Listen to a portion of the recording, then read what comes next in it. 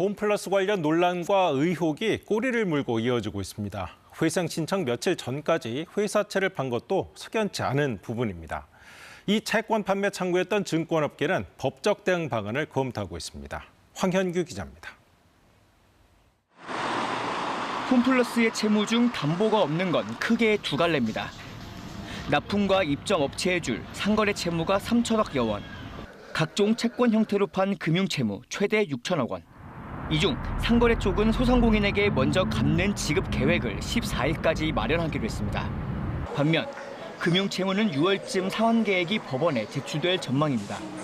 홈플러스는 운영자금을 위해 6천억에서 7천억 원 규모로 단기 채권을 반복 발행해왔습니다.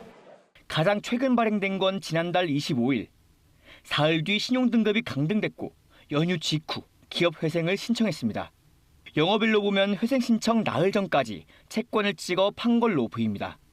신용등급 강등이나 회생 신청을 예상하고도 팔았다면 손실 떠넘기기를 넘어 불안전 판매도 짚어야 할 대목입니다. 개인 투자자 피해도 가시화하고 있습니다. 홈플러스는 안전하지 않냐, 3개월 단기라서 크게 걱정은 없을 거다라는 이야기를 듣고 거의 잠도 못 자고 제 일도 거의 손에 안 잡히고 그런 상태로 그냥 지내고 있어요. 채권 판매에 관여한 증권사 20여 곳은 공동 대응에 나섰습니다. 오늘 첫 회의에선 홈플러스에 대한 법적 대응 방안까지 거론된 걸로 전해졌습니다.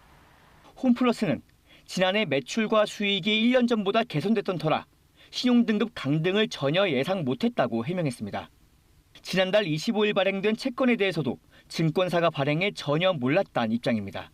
금융채권을 산 투자자들의 대응이 분수령이 될 전망인데 투자자 규모는 아직 공개되지 않고 있습니다.